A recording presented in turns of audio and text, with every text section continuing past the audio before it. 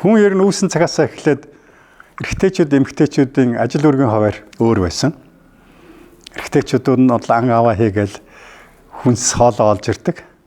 Эмэгтэйчүүд нь гэртээ хүүхдүүдэд харчлал хоол ундаа янзлал ингэж амьдарч ирсэн. Тэгэхээр яг тэр дадал зуршил одоо ч хүртэл байдаг юм байна.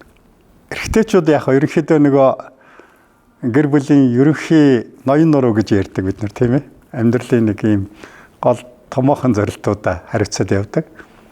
Эмэгтэйчүүд тэгэл галтгооноос эхлээл хүүхдийн арчилгаа гэр орны цэвэр цэмцгэр байдал гэл ийм зүйлүүдэд хариуцдаг. Яг энэ байдлаараа эмэгтэйчүүд бол илүү тийм нөгөө амьтны зан чанар тодорхойлогддог нэг зүйл байдаг шүү дээ. Ийм эзэмшил газар нутаг гэж. Тийм характер зан чанар эмэгтэйчүүдийг илэрдэг гинэ. Тэгэхээр гэр оронд эмэгтэйчүүдийн тэр эзэмшил хэл хязгаар юу гэхээр галтгооны орчин. Зүгээр судалгаанаас үзэхэд хөгжил буурай орнуудад эмэгтэй хүний галтгоонд өнгөрүүлдэг цаг их байдаг. Өндөр хөгжилтэй орнууд улс орны хөгжлийн төвшин дэшээ байх тусмаа эмэгтэйчүүд галтгоонд бага цаг өнгөрүүлдэг. Энэ маань хүний эрхийн асуудал, нөгөө тэгш эрх гэдэг асуудал. Тэгээ эмэгтэйчүүдийн өнөөдөр нийгэмд оролцоо их өргөн болцсон. За тэгээд ажил эрхлэлтийн байдал энэ төр гэдэг их олон зүйл нөлөөлсөн. Дээр нь мэдээж галтгооны цаг бага байна гэдэг эмэгтэй хүнд илүү чөлөөт цаг бий болгодог ийм зүйл юм байна.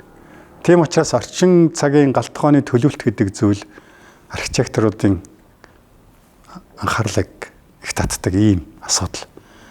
Тэгэхээр галтгоо маань нэгдүгээрт ажиллахад тохиромжтой байхаас гадна тоноглолын хувьд сайн тоноглогдсон байх хэрэгтэй.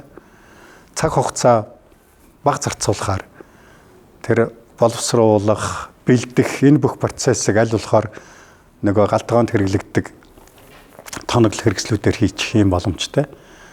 Тэгээд дээр нь сая миний ярьдаг өөрийнх нь эзэмшил тэр газар нутаг учраас тэр хил хязгаар учраас дээр нь эмэгтэй хүн галтгоонд байхдаа бүх мэдээллийг авах, гэр орныхоо ерөнхий хяналтыг тавих тэр боломжийг олох хуйцаар тийм байрлалд бас шийдэгдсэн байх хэрэгтэй.